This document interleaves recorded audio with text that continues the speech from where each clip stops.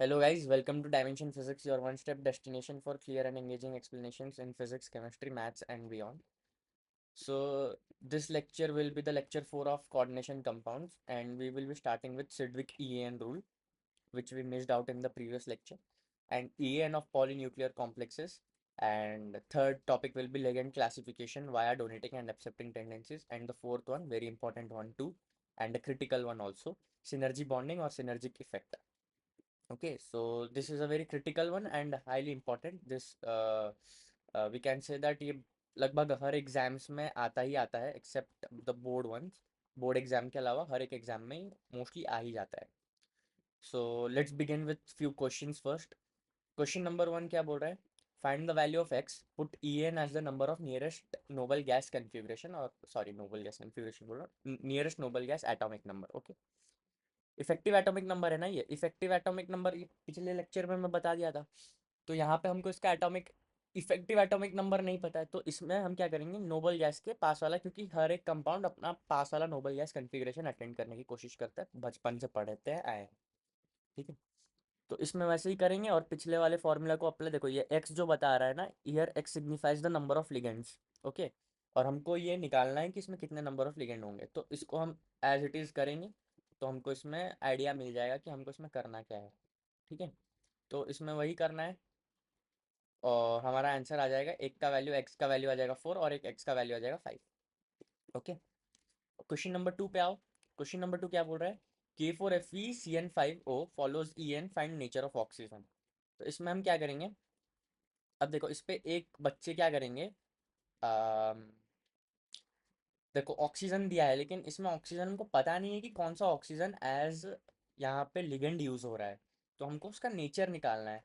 तो यहाँ पे एक लूप होल, एक गड्ढा पे जनरली इंसान गिर सकता है, एक जनरली बच्चा गिर सकता है. दैट कुड बी कि वो यहाँ पे उसको +1 ले ले या -1 ले ले, और यहाँ पे डायरेक्टली इसको -1 लिख के वो बोल दे कि भाई ये इसको तो -1 में लिख दे रहा हूँ.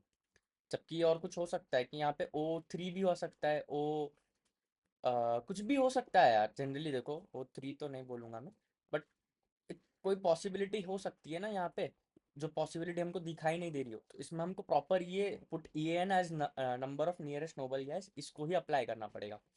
तो एफ ई के सबसे पास वाला क्या, 36 हो जाएगा. ठीक है, और 26 यहाँ पुट करो, +12 -6 यहाँ पे इसके लिए पुट करोगे, तो यहाँ से एक्स का वैल्यू क्या आ जाएगा, 2 आ जाएगा. अब एक्स का वैल्यू यहाँ पे 2 आ गया. अब क्या करना है, अब इसको यहाँ पे पुट करके देखना है हमको, और इसको हमको सेटिस्फाई करवाना है. इधर +4 हो रहा है, ये +3 हो रहा है, ये क्या हो रहा है, -5 हो रहा है, और ये क्या हो रहा है, -2 हो जा रहा है. ठीक है, तो ये कॉम्प्लेक्स क्या हो जा रहा है, यहाँ पे 0 हो जा रहा है इसका नेट चार्ज. तो यहाँ पे इसको हम, अब देखो यहाँ पे -2 लिखे हैं, बट यहाँ पे हमको क्या बोल रहा है, एक्स का वैल्यू पूछ रहा है. तो यहाँ पे हम उसको क्या करेंगे, कोई बता सकता है? उसको हम पॉजिटिव कंसीडर करेंगे, क्योंकि यहाँ पे एक्स का वैल्यू पूछा है, ना कि इंटीजर. आई मीन एक्स का वैल्यू ठीक है, उसमें हमारा -2 +2 कुछ भी आ रहा हो, बट हमको उसमें वही बताना है. यहाँ पे ये एक्स है हमारा, ये -2 तो नहीं हो सकता ना. चार्ज भले ही -2 हो जाए, एक ऑक्सीजन एक -1 कैरी कर ले, बट ये एक्स है हमारा, यहाँ पे ओ के साइड में एक्स है. ठीक है, इसको हमको फाइंड आउट करना है. तो इसको हम क्या लिखेंगे, 2 ही लिखेंगे, वो -2 तो नहीं हो सकता. तो यहाँ से सिंपल सा क्वेश्चन है, एक्स का वैल्यू 2 आ जाएगा. अब आओ हमारा पहला टॉपिक आज का, which is Sidgwick EN rule, और 18 इलेक्ट्रॉन रूल भी इसको बोलते हैं. ये रूल क्या बोलता है, पढ़ लेते हैं. अकॉर्डिंग टू सिडविक, ये एक महान आत्मा थे Sidgwick, if central metal of any complex achieve it's nearest noble gas configuration, that is NH2 NP6 ND10, 18 electron, that become stable. ठीक है, तो ये क्या बोल रहा है, अगर कोई central metal of any complex उसके पास वाला नोबल गैस का कन्फिग्रेशन को अक्वायर कर ले, ठीक है, या अचीव कर ले, तो वो स्टेबल हो जाता है. Simple, no rocket science. EN का क्या मतलब, effective atomic number. Effective atomic number मतलब, अब देखो ये नोबल गैस कन्फिग्रेशन यहाँ पे अटेंड हो जा रहा है, क्यों, NH2 NP6 ND10 हो रहा है ना ये. तो ये कितना 18 हो गया, 36 एक नोबल गैस कन्फिग्रेशन रहेगा. तो जिसका EN का वैल्यू 36 आ जाएगा, उसको हम क्या बोल सकते हैं, उसको हम बोलेंगे कि वो सिडविक रूल फॉलो कर रहा है, सिडविक EN रूल वो फॉलो कर रहा है, और वो स्टेबल है. ठीक है, अब कुछ नोट्स हैं, इसको पढ़ते हैं क्या है. If EAN is equals to nearest noble gas then it follows Sedgwick EAN rule. ठीक है. If EAN is not equals to nearest noble gas then it doesn't follow Sedgwick EAN rule. Achieving nearest noble gas is not the criteria for maximum stability, hence Sedgwick fails in many cases. ये इसका एक drawback रहेगा. Share stability attend क्या होगा और कैसे हम compare करेंगे ये हम फर्दर आगे कोऑर्डिनेशन कंपाउंड में पढ़ेंगे. But for the first case we will start it with Sidgwick. Okay. तो अब इसमें इनके ईएन को ढूंढने का है और ये फॉलो करता है कि नहीं करता है सिडविक, ये हमको लिखना है. ठीक है. ये कुछ एग्जांपल्स मैंने यहाँ पे लिखे हैं. ठीक है. मैं इसको ज़्यादा डिटेल में नहीं जाऊँगा, मैं पहले से लिख के ले आया हूँ. ठीक है. इसको आप लोग को क्या करना है, खाली इसके क्वेश्चन लिखने हैं, आपको ईएन इसका निकालना है और पता लगाना है कि सिडविक रूल फॉलो कर रहा है या नहीं कर रहा है. ठीक है. मैं एक एग्जाम्पल यहाँ पे ले लेता हूँ, कुछ डिस्कस कर लूँगा. Fe2 होल 5 है ना. ठीक है. और यहाँ पे 2 माइनस पहले से दिया हुआ है. ठीक है. SO4. तो सॉरी, SO4 में 2 माइनस पहले से नहीं दिया हुआ है, -2. SO4 में चार्ज इतना आ जाएगा. ठीक है. NO के पास कितना, +1. फेरस के पास क्या, +1. तो इसमें हम क्या कर सकते हैं, इसको 26 फेरस का हो जाएगा. यहाँ पे हम क्या लिखेंगे, +12. फिर यहाँ से एक -1 आ जाएगा, तो ये 37 आ जाएगा. अब ये क्या हो रहा है, 36 के पास हो रहा है, तो ये सिडविक फॉलो करेगा. अब देखो यहाँ पे क्या हो रहा है, K3 Fe6 ये 35 आ रहा है, तो इससे अब देखो सिडविक से एक ऊपर हो सकता है चलेगा, एक नीचे हो सकता है चलेगा. ठीक है. बट उससे ज़्यादा अगर हुआ तो वो सिडविक फॉलो नहीं करेगा. ठीक है. जैसे 35 है तो ये सिडविक फॉलो नहीं करेगा. ये 36 है, 36 है, ये तो ऑफकोर्स सिडविक फॉलो करेंगे. ठीक है.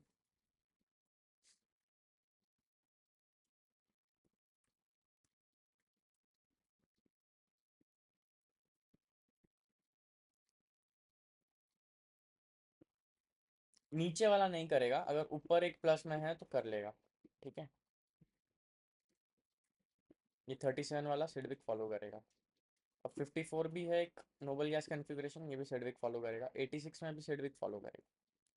ठीक है. अब एक क्वेश्चन पे आते हैं, compare stability of K3 FeCN whole 6 and K4 FeCN 6. ठीक है. अब इसमें फेरस का ऑक्सीडेशन स्टेट इसमें +3 हो जाएगा, इसमें +2 हो जाएगा. इसमें EN कितना आ रहा है, 35 आ रहा है, इसमें 36 आ रहा है. ठीक है. तो ये डजेंट फॉलो सिडविक क्योंकि इसमें 35 आ रहा है और इसमें क्या है 36 आ रहा है, ये फॉलो करेगा सिडविक. अब देखो ये क्यों सिडविक फॉलो नहीं कर रहा है, इसके पीछे का जो रीज़न है वो हम क्रिस्टल फील्ड थ्योरी में पढ़ेंगे. ठीक है. One of the very important theories in coordination compounds chapter और आर्टिकल. ठीक है. तो CFT में उसको हम जानेंगे कि क्यों नहीं कर रहा है. अभी उसको डिस्कस करने का कोई मतलब नहीं, क्योंकि उसके लिए CFT पढ़ाना पड़ेगा और CFT अपने आप में अच्छे खासे नंबर ऑफ लेक्चर्स लेगा और वो बहुत एक इम्पॉर्टेंट टॉपिक भी है. अब आओ, ये क्या बोल रहा है, ये पॉइंट है एक. ठीक है. MnCO5. अब इसमें गेन ऑफ इलेक्ट्रॉन हो रहा है या फिर रिडक्शन हो रहा है इसका, या फिर ये एक ऑक्सीडेशन एजेंट की तरह पे काम करेगा, तो इसमें क्या हो जाएगा, ये एक माइनस ले लेगा और Mn के ऊपर क्या आ जाएगा, -1 आ जाएगा.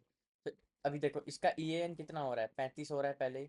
ये सिडविक फॉलो नहीं कर रहा है, but after a gain of electron ये क्या करेगा, सिडविक फॉलो कर लेगा क्योंकि EAN में 36 आ जाएगा. अब इसका अगर डाइमराइजेशन करेंगे और इसका एक डाइमर फॉर्म करेंगे विच इज Mn2CO10 हो जाएगा, तो ये एक polynuclear complex polynuclear compound follow करेगा. अब हम सीखे नहीं है कि EN of polynuclear complex compound कैसे निकालना है, बट ये यहाँ पे एक स्ट्रक्चर बनेगा इसका. देख लो, जब हम खाली बात कर रहे हैं MnCO5 तो वो खाली इतना है, जब हम Mn2CO5 बोल रहे हैं तो ये ऐसे बन जाएगा, यहाँ पे ये एक सिग्मा बॉन्ड बनाएगा और इसका EAN जो होगा 35 नहीं होगा, 36 हो जाएगा. ठीक है. फर्स्ट नियरेस्ट रहेगा, इसका कोऑर्डिनेशन नंबर 5 से 6 हो जाएगा. ठीक है. और ये CO है यहाँ पे, ये जो CO है. ठीक है. ये CO ऐसे ट्रिपल बॉन्ड के साथ. अब EAN ऑफ पॉलीन्यूक्लियर कॉम्प्लेक्सेस के बारे में बात करते हैं. पॉलीन्यूक्लियर कॉम्प्लेक्सेस के यहाँ कुछ एग्जांपल्स हैं. CO2 CO8 कार्बोनिल लिगेंड है, ये कार्बोनिल है और ये कार्बन डाइऑक्साइड है. ठीक है. यहाँ पे भी ये कार्बोनिल है और यहाँ पे फेरस के साथ ये कोबाल्ट है, सॉरी यहाँ पे. हाँ, CO2 नहीं है, सॉरी सॉरी, कोबाल्ट है ये. अब यहाँ पे EN इसका कैसे निकलेगा, देखो कोबाल्ट 54 आ जाएगा, प्लस यहाँ पे 16 -0 +2. तो और +2 यहाँ पे क्यों ले रहे हैं, ये एक पॉइंट इसमें ऐड करके लिखेंगे, जब डाइमर फॉर्म कर रहा है और जितना नंबर ऑफ डाइमर फॉर्म करेगा उतना हमको वहाँ पे प्लस जोड़ना है। ठीक है, तो इसका ई एन ऑफ वन सी ओ क्या होगा? ई एन ऑफ वन सी ओ इसको डिवाइडेड बाय, यार 72 नहीं, यार लिखने में ना एक एक बार गड़बड़ी हो जाती है, तो बड़ा दिक्कत होता है जब उसको एक्सप्लेन किया जाता है। मेरे पास टूल्स ऐसे नहीं हैं कि मैं पढ़ाऊँ और साथ में लिखूँ, तो मेरे को पहले से लिखना पड़ता है और उसको फिर स्लाइड की तरह यूज़ करना पड़ता है ताकि मैं एक्सप्लेन कर सकूँ, है ना? So it's gets little messed up, so please manage. ठीक है, जब नोट्स आपको प्रोवाइड किए जाएंगे टेलीग्राम चैनल में, उसमें काफ़ी हद तक एडिटेड होगा क्योंकि उसमें पढ़ाते वक्त मैं रिव्यू कर लेता हूँ। ठीक है, और आप एक और अच्छी बात भी ये होगी कि हम मेरे टेलीग्राम नोट्स पे डिपेंडेंट ना हो और खुद के नोट्स बनाएं। ठीक है, तो एक तो खुद के नोट्स बनेंगे तो ज़्यादा बेटर भी रहेगा। क्या करना है आप लोग को? छापना ही है मोस्टली। ठीक है, और छाप के क्या करना है उसमें जो मैं एक्स्ट्रा पॉइंट बता रहा हूँ, जैसे यहाँ पे बताया प्लस 2 ऐड करना है, ये सब आपको लिखने हैं। स्ट्रक्चर्स आप बनाएंगे तो आपको एक मसल मेमोरी आपका बिल्डअप हो जाएगा अच्छा खासा स्ट्रक्चर के लिए। तो जितना खुद पेन घसेंगे, जितना पेन से खुद लिखेंगे, जितना प्रैक्टिस करेंगे, उतना बेटर रहेगा। ठीक है, just keep pushing your self. ठीक, तो यहाँ पे देखो, यहाँ पे ये CO2, कोबाल्ट 2 और कार्बोनिल 8 का जो फॉर्म होगा यहाँ पे डाइमर कैसे फॉर्म होगा देख लो। ये दो कोबाल्ट आ जाएंगे, अब उसके साथ कितने, चार चार एक एक के साथ आ रहे हैं। अब देखो क्या होगा, ये वेज और डैश है। ठीक है, ये नॉर्मल बॉन्ड है, ये वेज है और ये सॉरी ये वेज है और ये डैश है। ठीक है, तो ये पीछे बन रहा है, ये वाला जो है बॉन्ड ये पूरा पीछे बन रहा है इसके, मतलब ये अगर आपका स्क्रीन ये प्लेन है ना, तो जो डॉटेड लाइंस दिखा रहे हैं ना, ये स्क्रीन के पीछे बन रहे हैं। और ये जो मोटे वाले वेज लाइन बना रहे हैं ये स्क्रीन के बाहर आ रहे हैं। और ये जो नॉर्मल स्ट्रेट लाइंस हैं ये ऑन द स्क्रीन है। तो please try to visualise this particular structure. तो ये क्या यहाँ पे एक ब्रिज बॉन्ड बना दे रहा है। ठीक है, यहाँ पे भी ब्रिज बॉन्ड फॉर्म हो रहा है। अब देखो इसका बॉन्ड ऑर्डर क्या हो जाएगा, 2 हो जाएगा, यहाँ पे C डबल बॉन्ड O होगा। बट यहाँ पे ये वाला जो बॉन्ड बनेगा टर्मिनल पे, ये तो एक्सियल था, ब्रिज था मोर ओवर। तो जो टर्मिनल में जो बॉन्ड फॉर्म होगा उसका बॉन्ड ऑर्डर क्या होगा, CO का, C ट्रिपल बॉन्ड O होगा। इसमें एक कोऑर्डिनेशन नंबर 5 होगा और कोऑर्डिनेशन नंबर 6 होगा। ये डाइमर बॉन्ड है। ठीक है, इस केस में डेल्टा नहीं होगा, इस केस में सिग्मा बॉन्ड ही फॉर्म करेगा, हर एक सिग्मा बॉन्ड फॉर्म करेगा। और डेल्टा क्यों नहीं होगा, क्या होगा, ये केमिकल बॉन्डिंग बैक बॉन्डिंग में पढ़ाया जाता है तो उसमें पढ़ लेना। अच्छा, डेल्टा बॉन्ड को मैं MOT के लेक्चर 3 में बहुत अच्छे से पढ़ाया हूँ। ठीक है, तो अगर किसी को देखना हो तो please refer to MOT lecture number 3। Okay, तो काफ़ी अच्छा विजुअलाइजेशन है उसमें। अब आते हैं FeCO9 पे। देखो यहाँ पे CO9 है, यहाँ पे क्या था, ये ऑड नंबर, यहाँ पे even number of metal, central metal थे और इवन नंबर ऑफ लिगेंड। यहाँ पे क्या हो रहा है, इवन नंबर ऑफ मेटल है बट यहाँ पे लिगेंड जो है वो ऑड हो जा रहा है, ये एक नोटिस करने वाली चीज़। अब यहाँ पे भी डाइमर फॉर्म हो रहा है तो यहाँ पे भी +2 करेंगे और फिर एक EN, एक Fe का EN हम यहाँ पे देख लेंगे तो आ जाएगा हमारा 36 आ जाएगा। ओके, तो यार देखो अब यहाँ पे ये जो कोबाल्ट और Fe का हम यूज़ कर रहे हैं ना, देखो यहाँ पे Fe को हम क्या लिए थे, 26 ले रहे थे। Fe जितना होगा उसके साथ हमको उसको उतना मल्टीप्लाई करना पड़ेगा। 26 के साथ अगर हम 2 मल्टीप्लाई करेंगे तो हमारे पास क्या आएगा, 52 आएगा। ठीक है, कभी भी कंफ्यूज मत होना कि डाइमर फॉर्म हो रहा है तो ×2 हो, ×2 बस इसमें ही होंगे जो होगा मल्टीप्लिकेशन। बाकी सब अगर इसको इसके साथ जोड़ना है ना तो प्लस ही करना पड़ेगा, मल्टीप्लिकेशन नहीं चलेगा वहाँ पे, है ना? तो ये एक पॉलीन्यूक्लियर कॉम्प्लेक्स कंपाउंड है Fe2CO9। इसका EN ऑफ 1 Fe ये हमको मिल जाएगा 36। तो ये Fe2CO9 का यहाँ पे स्ट्रक्चर बना के लाया हूँ, इसको कृपया करके सब अच्छे से ध्यान से देखें। ये काफ़ी क्रिटिकल स्ट्रक्चर है, काफ़ी इसमें चीज़ें बाहर आएंगी धीरे धीरे। तो पहले देखो यार, Fe बना लेते हैं, अब उसके साथ CO बना लेते हैं। इसका बॉन्ड ऑर्डर क्या होगा, जो ऊपर ब्रिज बना रहे हैं, एक ब्रिज स्क्रीन के बाहर आ रहा है तो एक ब्रिज स्क्रीन के पीछे जा रहा है, और एक ब्रिज जो है वो स्क्रीन में ही है। तो ये जो ब्रिज ऊपर आ रहा है और पीछे जा रहा है और ये जो स्क्रीन में भी है, ये सब का बॉन्ड ऑर्डर होगा 2। और ये कार्बन डबल बॉन्ड O होगा। लेकिन जो टर्मिनल वाले होंगे ये होंगे C ट्रिपल बॉन्ड O। ठीक है, और इनका हाइब्रिडाइजेशन sp हो जाएगा और ऊपर वाले का हाइब्रिडाइजेशन sp2 हो जाएगा। क्यों होगा क्यों नहीं होगा, हाइब्रिडाइजेशन में अच्छे से पढ़ा जाता है, एक्सप्लेन करने की कोई ज़रूरत नहीं। अब ये वेज डैश देख लो यार, ये कैसे बाहर आ रहा है और कैसे अंदर जा रहा है। अब कुछ पॉइंट्स पे आते हैं। Number of sigma bond attach to central metal is called coordination number. इसके साथ कितने number of sigma bond attached हैं ये हमको कोऑर्डिनेशन नंबर के बारे में इंफॉर्मेशन देता है। अब देखो इसके साथ कितना अटैच है, 1 2 3 4 5 6। इस वाले के साथ कितना, 1 2 3 4 5 6 7। ठीक है, 1 2 3 4 5 6 और ये 7। यहाँ पे 1 2 3 4 5 6 7, दोनों के साथ 7 7 है। कोऑर्डिनेशन नंबर क्या बोलेंगे यहाँ पे, 7। सिग्मा बॉन्ड, अब देखो ये वाला जो बॉन्ड था यहाँ पे वो सिग्मा बॉन्ड नहीं है, वो डेल्टा बॉन्ड है, तो यहाँ पे कोऑर्डिनेशन नंबर क्या होगा, 6 होगा, 7 नहीं होगा। ये चीज़ ध्यान में रखेंगे। If En is less than 36, then it wants to lose electron to gain noble gas configurations. Hence, it undergoes oxidation and act as a reducing agent. Obviously बात है, oxidation हो रहा है तो reducing agent की तरह वो act करने की कोशिश। But if En is less than 36, then gain of electron or reduction happens, and it acts as oxidizing agent or OA। ठीक है, तो ये पॉइंट है, इसको याद रखेंगे। अगर ई एन हमारा, ये देखो ये इसका एक्सप्लेनेशन है कि यहाँ पे ये क्यों हो रहा है और क्यों नहीं हो रहा है, इसका ये बेटर क्लैरिफाइड एक्सप्लेनेशन है कि अगर ई एन 36 के ऊपर है तो वो लॉस ऑफ इलेक्ट्रॉन करने की कोशिश करेगा ताकि वो नोबल गैस कन्फ्यू, अब ई एन 37 होगा तो क्या एक इलेक्ट्रॉन लूज करने की कोशिश करेगा। अब इसमें से उसके पास इलेक्ट्रॉन्स की सफिशिएंसी तो बहुत है, ठीक है, तो एक इलेक्ट्रॉन लूज कर जाएगा और लूज करना ईजी होगा उसके लिए। बट अगर 35 है तो उसको एक इलेक्ट्रॉन गेन करना पड़ेगा, और गेन करना उसके लिए मुश्किल होगा क्योंकि उसको पूरा उसमें कन्फिग्रेशन में बहुत ज़्यादा चेंजेस आएंगे अगर वो गेन कर रहा है तो गेन कर पाना मुश्किल होगा एक भी। और रिडक्शन वहाँ पे जो होगा, again that depends upon oxidising agent, that's why Sidgwick यहाँ पे हर जगह फॉलो नहीं होता है। यहाँ पे पॉइंट क्या लिखा हुआ है, achieving nearest noble gas is not the criteria for maximum stability, hence Sidwick fails in many cases। ठीक है, ये पॉइंट यहाँ पे देखो, मैं यहाँ पे प्रूव कर दिया कि ये पॉइंट यहाँ पे सेटिस्फाई कर रहा है कि भाई अगर एक इलेक्ट्रॉन वो गेन कर रहा है या फिर एक इलेक्ट्रॉन वो लूज कर रहा है तो अब एनर्जी के ऊपर बात करना पड़ेगा। अब ऑक्सीडाइजिंग एजेंट जो है अंदर उसके ऊपर भी बात करना पड़ेगा। बहुत सारे क्राइटेरिया उसको और भी हमको देख के फुलफिल करवा के सेटिस्फाई करवा के देखना पड़ेगा कि वो स्टेबिलिटी किस वे में अटेंड कर रहा है और उसकी स्टेबिलिटी कंपेयर हम दूसरे किसी कॉम्प्लेक्स के साथ कर पाएंगे कि नहीं कर पाएंगे। तो ये उसका बेटर क्लैरिफाइड एक्सप्लेनेशन है कि क्यों हो रहा है और वो क्यों नहीं हो रहा है। तो पहले इसको पढ़ेंगे उसके बाद क्वेश्चन सॉल्व करेंगे। अब आओ क्वेश्चन, ई एन तो पहले निकाल लेंगे सबका, बट फॉलो सिडविक और डजंट फॉलो सिडविक वो हम पूरा पढ़ने के बाद करेंगे।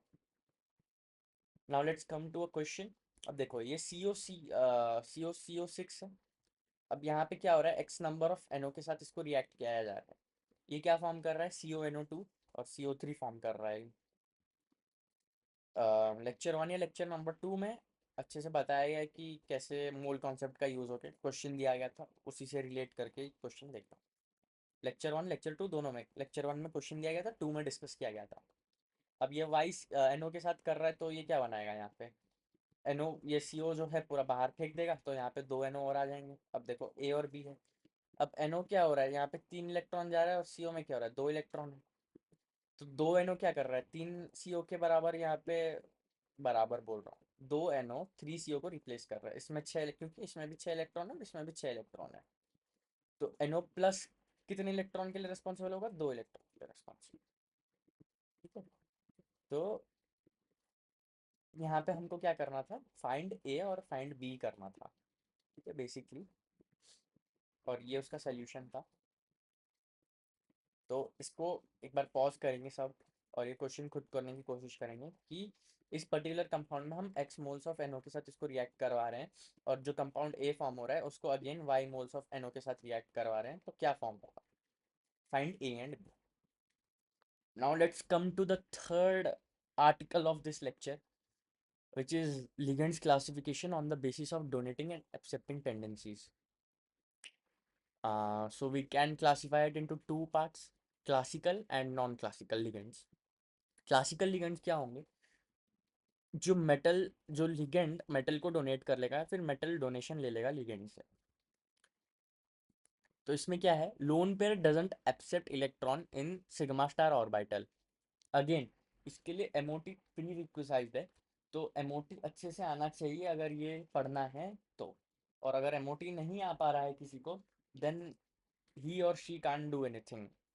ठीक है, MOT is very important in high school level, so one should know everything about MOT. That's my point of view. MOT बहुत अच्छे से आना चाहिए।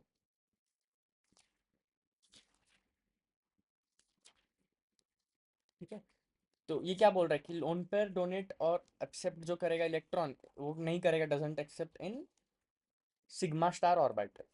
क्योंकि अब देखो क्यों है, क्यों रीजन है वो मैं बताऊंगा, आऊंगा उस पर। नीचे लिखा भी हुआ है बट मैं आऊंगा उस पर, बेटर वे में आऊंगा मैं।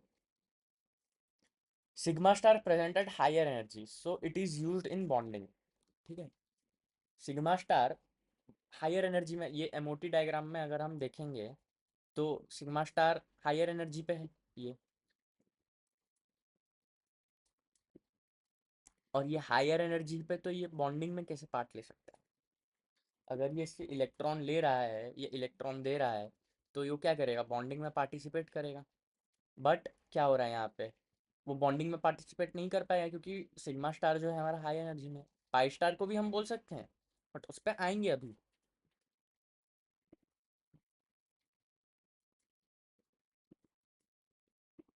हम्म, तो देखो इसमें क्या होगा क्लासिकल में, ये जो लिगेंड होगा क्लासिकल लिगेंड, ठीक है, ये सिर्फ डोनेट करेगा। और यहाँ पे बॉन्ड ऑर्डर हमेशा वन के बराबर ही आएगा, क्योंकि एक ही बॉन्ड फॉर्म होगा ना, आप डोनेट एक ही बार कर रहे हैं, बॉन्ड बॉन्ड ऑर्डर भी एक होगा। ठीक है, इसमें जो वैकेंट ऑर्बिटल रहेगा, वो क्यों वैकेंट रहेगा, क्योंकि हायर एनर्जी का जो इसमें ऑर्बिटल रहेगा उसका एब्सेंस रहेगा, यूज ही नहीं होगा, क्योंकि sigma star present at higher energy, so it is not used in bonding. Example NH3 H2O and etcetera. ये उसका रीज़न है, क्योंकि सबसे नीचे क्या होता है, sigma BMO, then pi BMO, then non bonding molecular orbital, then ऊपर में सिग्मा स्टार और पाई स्टार उसके ऊपर से कुछ। नॉन क्लासिकल लिगेंड पे आते हैं, इसको पाई एक्सेप्टेड लिगेंड भी बोलते हैं, क्योंकि ये जनरली पाई बॉन्ड ही फॉर्म करता है। ठीक है, और ये क्या है, this is a ligand which donates as well as accepts electron. ठीक है, क्योंकि इसमें जो वैकेंट ऑर्बिटल रहता है वो वैकेंट डी ऑर्बिटल रहता है, and which is equivalent to pi star, और इसमें हम डोनेशन और एक्सेप्ट दोनों कर सकते हैं। ठीक है, और ये पाई स्टार में होगा, इक्विवेलेंट टू पाई स्टार। अब एग्जाम्पल हम देख सकते हैं, CO होगा, NO होगा, C2H2 होगा, CN- होगा, C6H6 होगा, PaF3 होगा, PH3 होगा, C3H3 होगा। इसमें क्या है, ये सारा का सारा पाई स्टार ABMO है। इसका एक और एग्जाम्पल रहेगा, अब देखो, ये C2H4, NO+, NO, C6H6, C3H3, C5H5-, C2H4 तो कंसीडर कर लिया मैं। ये सब जो होंगे, ये क्या होंगे, इसमें सिग्मा स्टार एबीएम होगा, बट ये PF3, PH3 और PX3 where x is halogens. ठीक है, PR3, इसमें क्या है, vacant D orbital, 3D orbital रहेगा। तो इसका लोअर एनर्जी, लो एनर्जी इसमें रहेगा, वैकेंट ऑर्बिटल जो रहेगा, low energy vacant orbitals present like sigma pi star and non bonding molecular orbital. ये लोअर एनर्जी के हैं ना दोनों, और ये पाई एक्सेप्टर भी है। तो ये क्या करेगा, जब ये एक मेटल और ये लिगेंड है, तो ये यहाँ पे क्या करेगा, एक तो सिग्मा बॉन्ड फॉर्म करेगा, और ये आपस में एक पाई बॉन्ड भी यहाँ पे फॉर्म करेंगे, क्योंकि यहाँ डोनेशन और एक्सेप्टेंस दोनों चल रहा है फ्लोन पे, और इसका बॉन्ड ऑर्डर जो रहेगा वो हमेशा वन से ज़्यादा ही रहेगा। तो इसमें क्या है, ML के बीच का इंटरेक्शन बढ़ रहा है, इंटरेक्शन बढ़ रहा है तो बॉन्ड स्ट्रेंथ भी यहाँ पे बढ़ रहा है, हम बोल सकते हैं, और बॉन्ड स्ट्रेंथ बढ़ रहा है तो क्या बोल सकते हैं, स्टेबिलिटी भी इसका बढ़ेगा। तो नॉन क्लासिकल लिगेंड्स को हम क्या बोल सकते हैं कि उसका स्टेबिलिटी ज़्यादा रहेगा। अब यहाँ पे क्या लिखा है, पढ़ते हैं। Pi bond present, so pi star availability, comma pi star is less is of less energy than sigma star. So the molecules having pi bond, that is pi and pi star, or having NBMO vacant d orbital, can act as pi acceptor.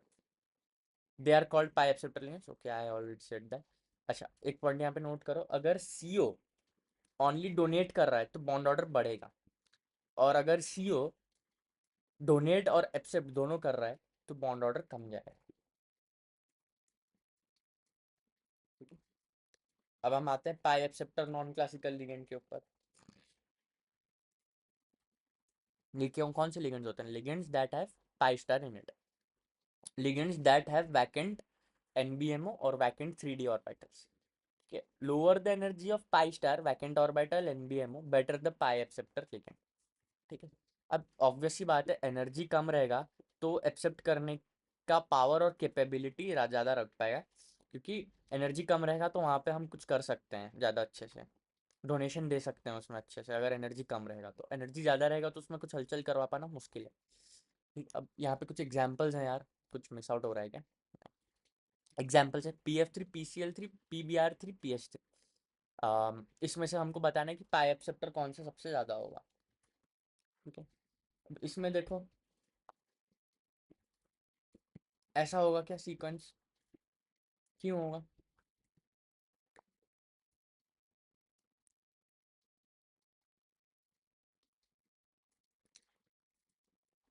कोई बता सकता है? Guess करने की कोशिश करो, सोचो सोचो, दिमाग खोल के। एमओटी एमओटी एमओटी याद करो सब। एमओटी में क्या बताया था कि अगर इलेक्ट्रोनेगेटिविटी बढ़ रहा है तो एनर्जी जो है वैकेंट 3D ऑर्बिटल का, या फिर नॉन बॉन्डिंग मॉलिक्यूलर ऑर्बिटल का, या फिर ये पाई स्टार का, ये क्या हो जाएगा? एनर्जी कम जाएगा, तो ये एक्सेप्ट करने की टेंडेंसी ज़्यादा रख पाएगा। PF3 क्या है?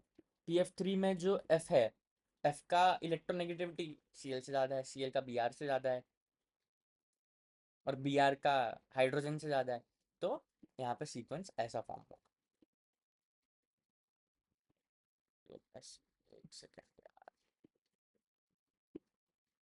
ठीक है, ऐसा यहाँ पे सीक्वेंस इसका फॉर्म होगा।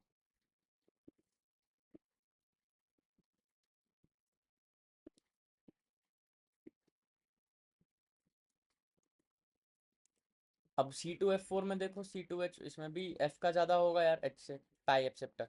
अब C ट्रिपल बॉन्ड और N ट्रिपल बॉन्ड और में देखो, इलेक्ट्रोनेगेटिविटी से ही देखना, electronegativity of nitrogen will be more than electronegativity of carbon. तो हो गया सीक्वेंस, इसमें हम बता सकते हैं क्या होगा। ठीक है, एक ही बात याद रखना है कि अगर इलेक्ट्रोनेगेटिविटी बढ़ रहा है तो ऑर्बिटल का एनर्जी जो है वो कम रहा है। ठीक है, और कम रहा है तो एक्सेप्ट करने की टेंडेंसी उसकी बढ़ जाएगी। ठीक है, अब एक चीज देखो, एक एग्जांपल देखो, कंसीडर करेंगे। Just give me a few seconds just. यहाँ पे एक एग्जांपल कंसीडर करेंगे, CrCO6 का।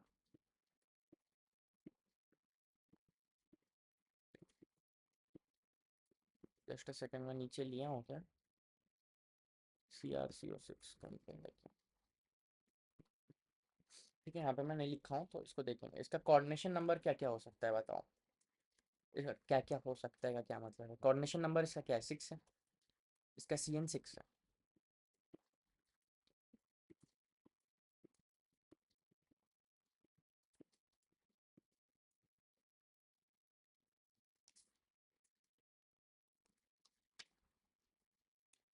और CN6 है तो इसका हाइब्रिडाइजेशन क्या आ सकता है? sp3d2 और D2sp3 क्या होगा?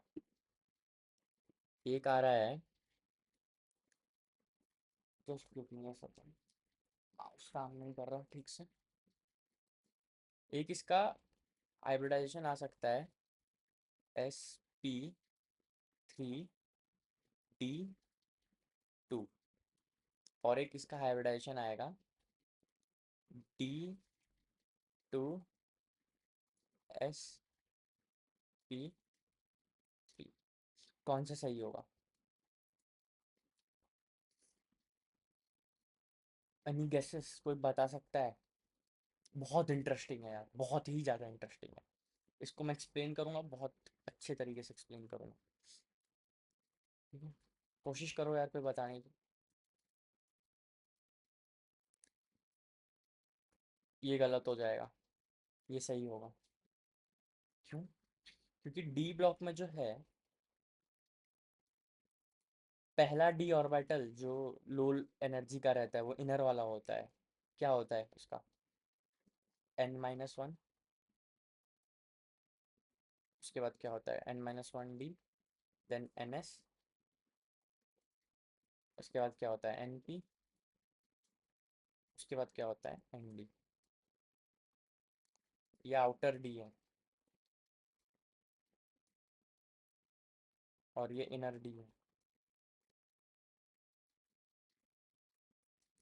देखो माउस में क्या हैंड राइटिंग आ रही है मेरी, और स्टाइलस में मेरी क्या हैंड राइटिंग आती है।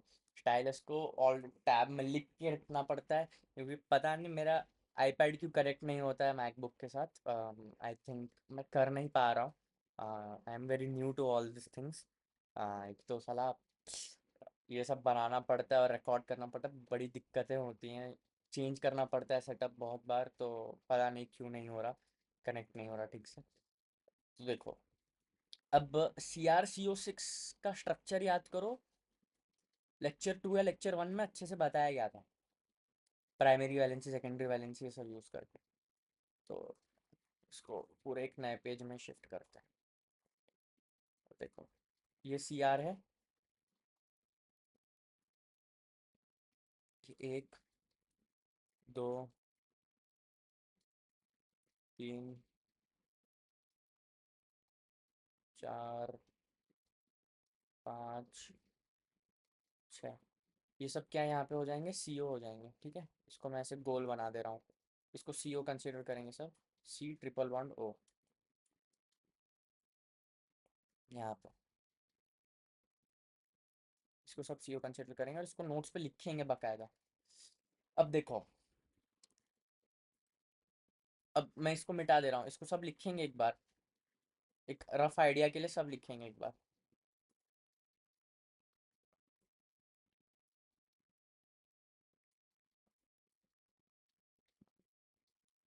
अब देखो, ये क्या कर रहा है? इसको दे रहा है किसको? CR को।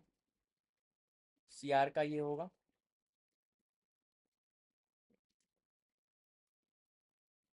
ठीक है। इसका सॉरी, ये क्या हमारा हो जाएगा? C triple bond O। Carbon के पास कितने ऑर्बिटल्स इसमें लोब्स रहेंगे? 2।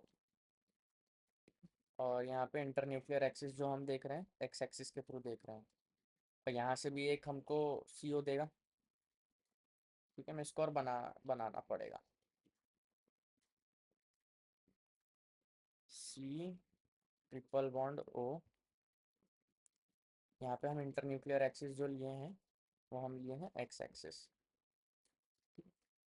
अब देखो ये क्या होगा यहाँ पे ब्रेकिंग टेंडेंसी जो रहेगी वो ज़्यादा रहेगी, ब्रेकिंग टेंडेंसी ज़्यादा रहेगी। और इसका बॉन्ड ऑर्डर जो है वो काफ़ी लेस देन 3 हो जाएगा। काफ़ी नहीं, लेस देन 3 हो जाएगा। कितना ब्रेक होगा वो अभी बता नहीं सकते। इसके पास ये 2 लोब्स रहेंगे। अब ऑब्वियसली ये जो रहेगा हमारा, ये क्या रहेगा? Pi star ABMO।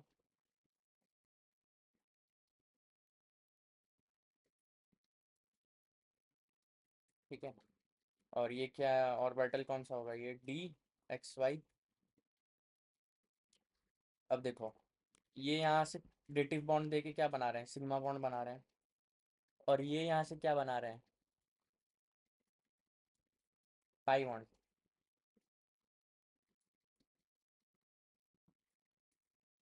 क्या समझ में आया?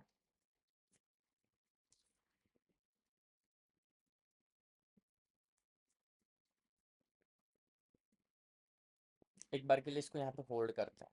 ठीक है, और आते हैं यहाँ पे सिनर्जी बॉन्डिंग पढ़ते हैं। ठीक है, यहाँ पे इसको बेटर एक्सप्लेन करूँगा मैं फिर। देखो यहाँ पे हम क्या ले रहे थे? वहाँ पे CR को हम मेटल ले रहे थे। ठीक है, बाकी सब यहाँ पे सेम हो रहा था।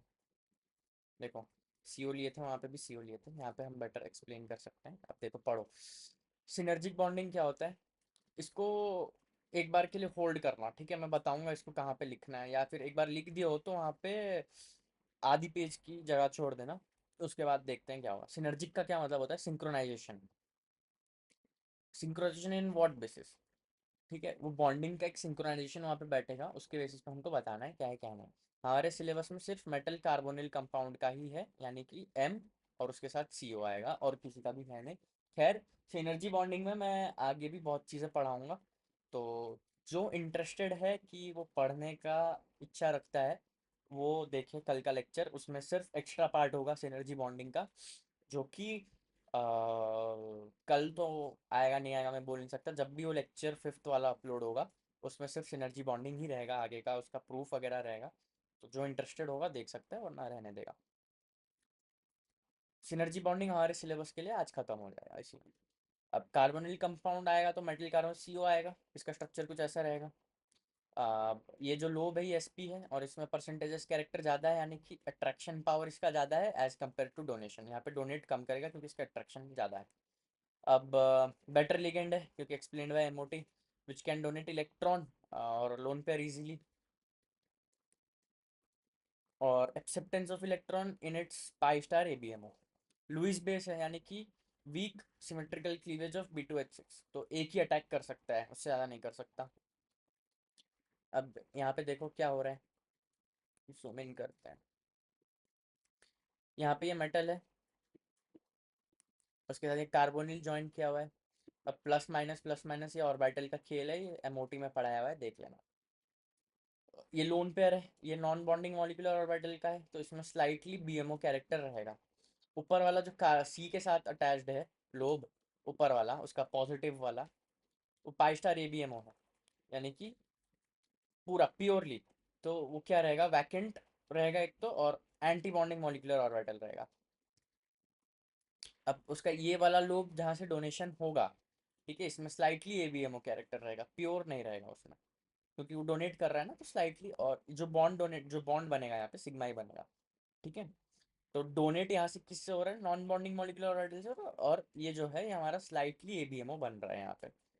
ये है NBMO, non bonding molecular orbital, but as ये यहाँ पे डोनेट करके बॉन्ड फॉर्म कर रहा है, तो इसमें slightly anti bonding molecular orbital character form हो जा रहा है, डोनेट कर रहा है बोल के स्लाइड। और ये अगर डोनेट की जगह एक्सेप्ट करेगा, एक्सेप्ट, ये हमारा प्योर एबीएमओ कैरेक्टर एक्सेप्ट कर लेगा, और इसका जो सीओ का बॉन्ड हो जाएगा, एक ब्रेक हो जाएगा धीरे धीरे ब्रेक होके, और सी डबल बॉन्ड हो जाएगा, तो बॉन्ड ब्रेकिंग यहाँ पे हो रहा है ना। तो carbon source acceptance ABMO character बढ़ रहा है, अगर कार्बन एक्सेप्टेंस अच्छा शो करेगा तो एबीएमओ कैरेक्टर भी इंप्रूव होगा, और बॉन्ड स्ट्रेंथ कम जाएगा, और अगर और कमेगा तो सिंगल बॉन्ड पे भी आ सकता है। अब देखो, ये एक इलेक्ट्रॉन अपना ऐड कर रहा है कार्बोनिल कंपाउंड, तो इसमें क्या हो रहा है, electron is remove from NBMO of C which has slightly ABMO character, if we remove electron density from that orbital which has anti-bonding character, then bond order always increases, ठीक है। इसीलिए हमको एंटी बॉन्डिंग मॉलिक्यूलर ऑर्बिटल से ही carbon का हमको electron remove करना है, क्योंकि वो स्लाइट, सॉरी सॉरी गलत बोल दिया, कार्बन का हमको इलेक्ट्रॉन वहीं से रिमूव करना है जो कि नॉन बॉन्डिंग मॉलिक्यूलर ऑर्बिटल होगा, क्योंकि उसका एनर्जी कम रहेगा, और वो डोनेट कर रहा है, तो उसलिए वो स्लाइटली एंटी बॉन्डिंग कैरेक्टर अपना शो करेगा। और उसमें if we remove electron density from that orbital which has anti, bond order always increases. तो अब यहाँ पे पढ़ो पॉइंट्स क्या लिखा है, pi star has more contribution from C, so bigger lobe lies on C. तो ये जो है ना लोब, ये मैं छोटा दिखा दिया हूँ, ये लोब बड़ा होगा क्योंकि यहाँ पे ये पाई स्टार का अपना दिखा रहा है, यहाँ पे मैं बनाया हूँ ना, ये पाई स्टार क्यों हो पा रहा है, क्योंकि इसका ज़्यादा कंट्रीब्यूशन है सी के साथ। एनबीएमओ ऑफ ओ, ये एक एनबीएमओ वाला लोब होगा, present at very low energy, so O can not donate its lone pair, ये इसका लोन पेयर डोनेट नहीं कर पाएगा यहाँ पे। सो it is a carbon donor ligand, यहाँ पे ऑक्सीजन डोनेट नहीं करेगा, कार्बन ही डोनेट करेगा।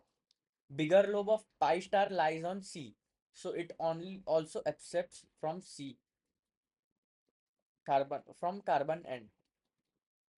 क्या बोलने की कोशिश कर रहा है, कोई बता सकता है? Bigger low bigger lobe of pi star lies on C. ठीक है, पाई स्टार यहाँ पे एक लाई करेगा, यहाँ पे ये पाई स्टार है ऊपर वाला, जो कि एबीएमओ है, प्योरली वैकेंट एबीएमओ है। तो अब ये वैकेंट एबीएमओ है, तो ये क्या करेगा, बाकी कहीं से ये एक्सेप्ट भी तो कर सकता है, कर लेगा।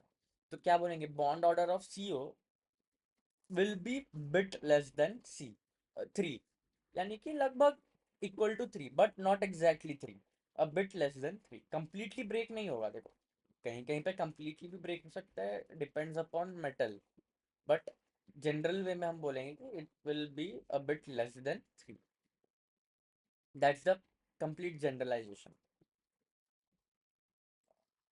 If metal has fully filled d orbital, ठीक है, ये हमारा नेक्स्ट टॉपिक है, उसके अंडर सिनर्जी बॉन्ड NiCO4।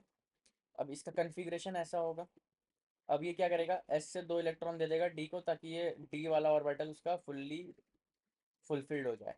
ठीक है, क्योंकि हमारा टॉपिक ही है फुल्ली फिल्ड, उसका केस के ऊपर देखना है। तो अब देखो यहाँ पे हाइब्रिडाइजेशन, अब देखो ये यहाँ पे जो ऑर्बिटल 4s होगा, इसमें कोई भी इलेक्ट्रॉन नहीं है, 4p में भी कोई भी इलेक्ट्रॉन नहीं है, तो ये सब वैकेंट ऑर्बिटल हो जाएंगे। तो CO कहाँ पे डोनेट करेंगे, इसको डोनेट करेंगे सब अपना,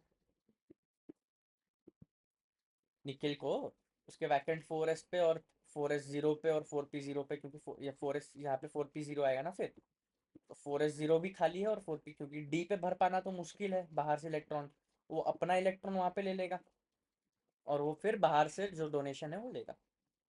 अब देखो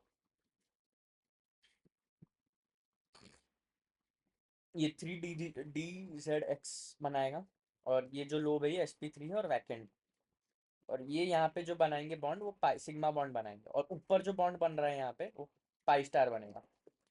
तो जो निकेल का sp3 वाला यहाँ पे है दिखा रहा है,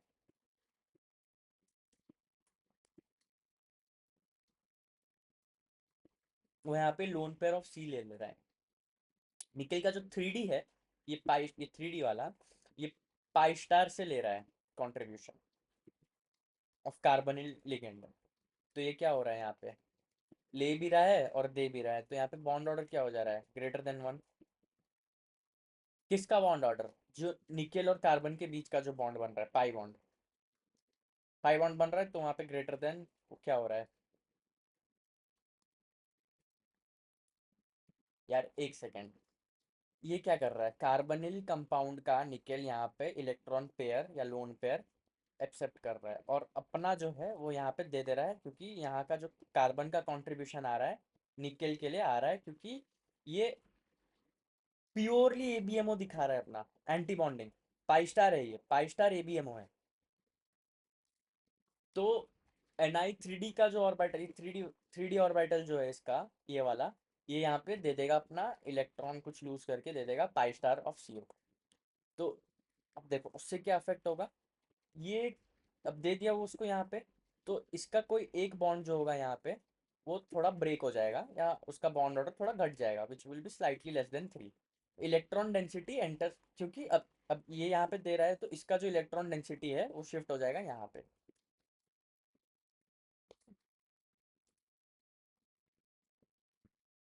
तो इसका डेफिनेशन क्या होगा, as electron density increases the strength of ml bond by sacrificing the strength of C triple bond O bond. ठीक है, ये हो जा रहा है, so this is called synergy bonding. Synchronisation हो जा रहा है ना यहाँ पे, एनर्जी इलेक्ट्रॉन डेंसिटी का सिंक्रोनाइजेशन हो जा रहा है।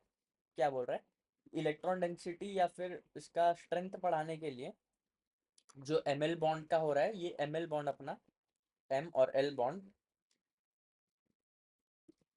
कार्बोनिल कंपाउंड का इलेक्ट्रॉन डेंसिटी को सैक्रिफाइस करके कार्बन के पाई स्टार में शिफ्ट कर दे रहा है। तो ये यहाँ पे बन जा रहा है सिनर्जिक इफेक्ट और सिनर्जी बॉन्डिंग।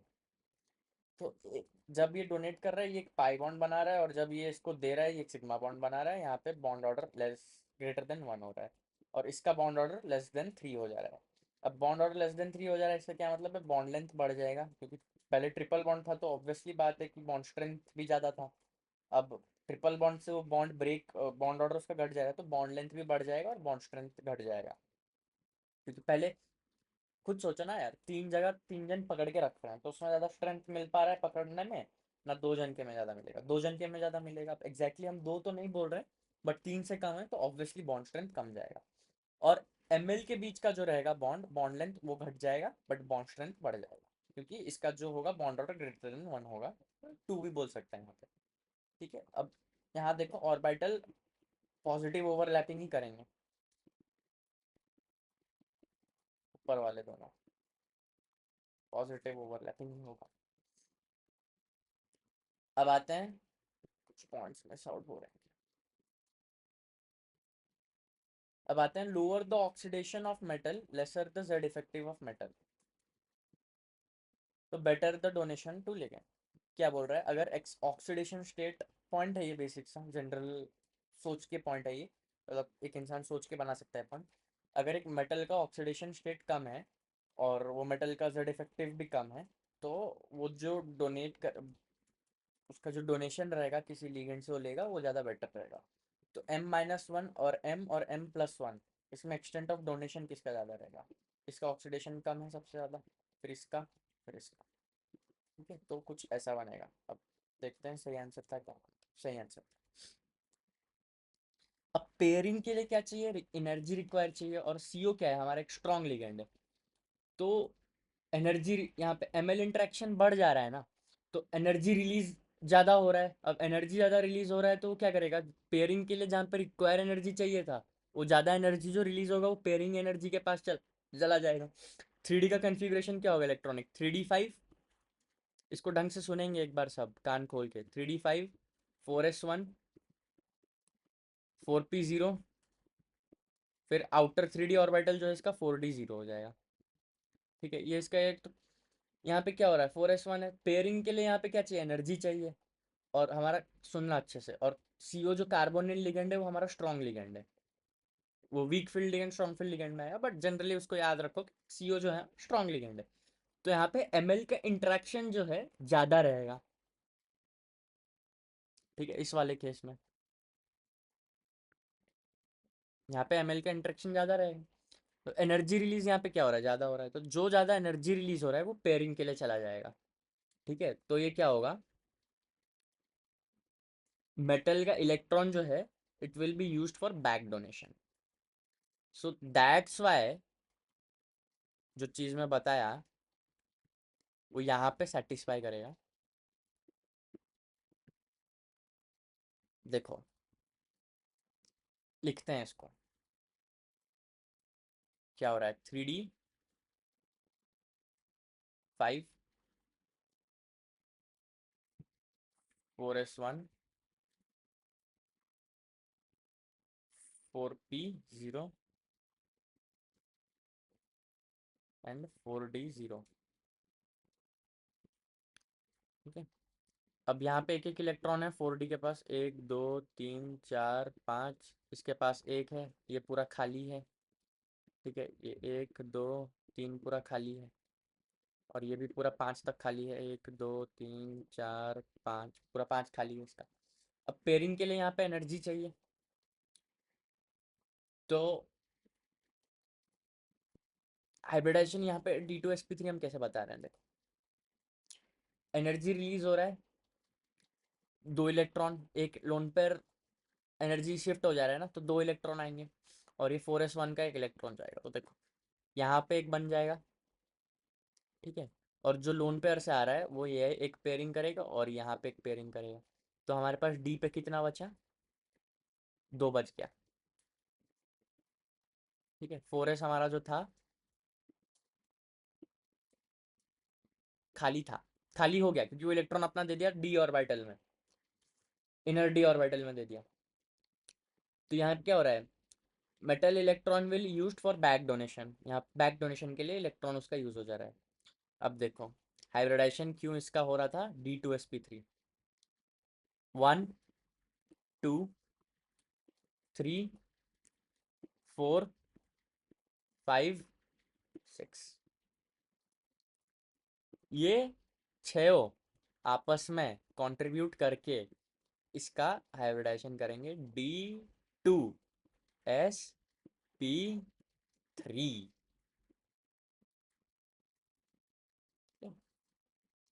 नोट डाल के सब लिखेंगे यहाँ पे, back donation will be done by 3 orbitals of metal orbital on each axis, hence bond order is equals to 4.5 between chromium and carbonyl।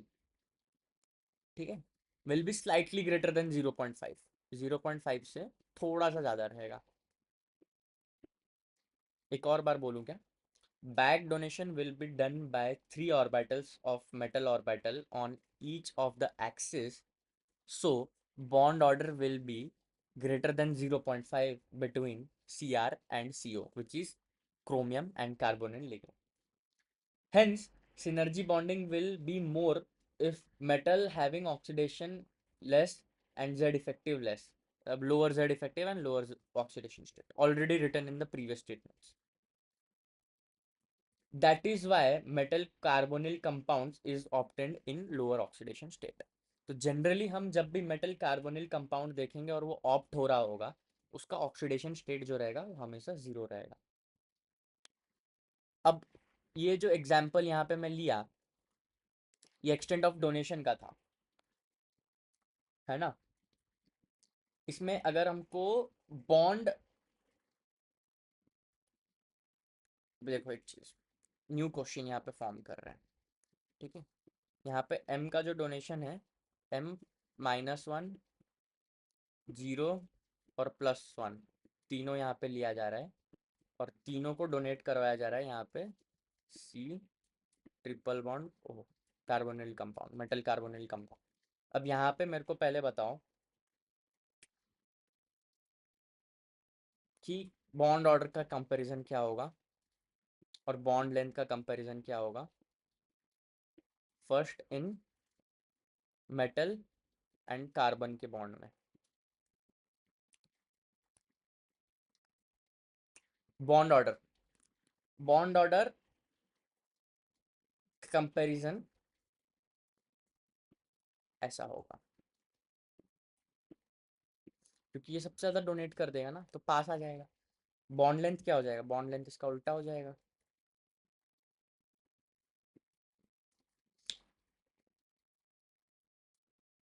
एक सेकेंड में कुछ गड़बड़ी किया हूँ, just a minute, just give me. गड़बड़ी कर दिया हूँ, उल्टा कर दिया हूँ बेसिकली। बॉन्ड ऑर्डर m-1 का सबसे ज़्यादा रहेगा, फिर m का सबसे ज़्यादा रहेगा, फिर m+1 का सबसे ज़्यादा रहेगा। बॉन्ड लेंथ इसका ऑपोजिट हो जाएगा, ठीक है। m+1 का बॉन्ड लेंथ सबसे ज़्यादा होगा। अब कंपेयर करेंगे हम किस में? अब हम कंपैरिजन करेंगे, बोलो बोलो, C और O के बॉन्ड लेंथ में। बॉन्ड ऑर्डर इसका क्या होगा बताओ? बॉन्ड ऑर्डर जो होगा ऐसा होगा क्या? अगर m-1 हम ले रहे हैं, m-1 C बॉन्ड के साथ, कार्बोनिल के साथ, उसका सबसे ज़्यादा कम रहेगा बॉन्ड ऑर्डर, फिर m के साथ CO का, फिर m+1 का CO के साथ। फिर बॉन्ड लेंथ पे हम देखेंगे, बॉन्ड लेंथ इसका उल्टा हो जाएगा, कुछ ऐसा। तो ये क्वेश्चन यहाँ पे अलग से लिखेंगे, इसको मैं यहाँ पे शॉर्ट में बता दिया हूँ बिना क्वेश्चन फ्रेम के, क्योंकि इसमें लिख पाना बड़ा मुश्किल होता है मेरे लिए, है ना। फिर भी दिख तो रहा है ढंग से, तो इसको यहाँ से लिख लेंगे, ठीक है। So thank you this much for the lecture 4। See you in the next jaw dropping lecture। and just for a second, just for information, please join the telegram group for notes and further good materials। and अगर किसी को specifically JEE के लिए या फिर किसी और competitive exams के लिए या फिर फॉरेन यूनिवर्सिटीज़ के एग्ज़ाम्स के लिए या रिसर्च इंटर्नशिप के लिए इंटरेस्ट है, तो टेलीग्राम ग्रुप जो है उसमें मेरे को मैसेज करिए। हम पर्सनली बैठेंगे। मैं खुद रिसर्च इंटर्नशिप्स करता हूँ बहुत सारे, हार्वर्ड से किया हूँ, नेशनल यूनिवर्सिटी ऑफ सिंगापुर से किया हुआ हूँ, मुनिच यूनिवर्सिटी से किया हूँ, जर्मनी का जो है LMU, मैक्स प्लैंक यूनिवर्सिटी से किया हुआ हूँ, ठीक है। तो फिलहाल ये 4 यूनिवर्सिटीज से ही किया हुआ हूँ मैं, ठीक है। हार्वर्ड के साथ मेरा अभी चल रहा है। आगे देखते हैं, इंडियन यूनिवर्सिटी में किसी के साथ अभी तक नहीं कर पाया हूँ मैं। Okay, so I can guide you, and for favor, I can ask you for favors. Favor will be like मैं मेरे रिसर्च इंटर्नशिप्स के लिए आपको यूज़ कर लूँगा कभी। अगेन, अगर कैलिबर है आप में और इंटरेस्ट है और पोटेंशियल है, then only I can recommend you to them. Otherwise please don't waste your time, मेरा भी टाइम वेस्ट मत करिएगा। तो thank you for this lecture, see you in the next one, bye bye.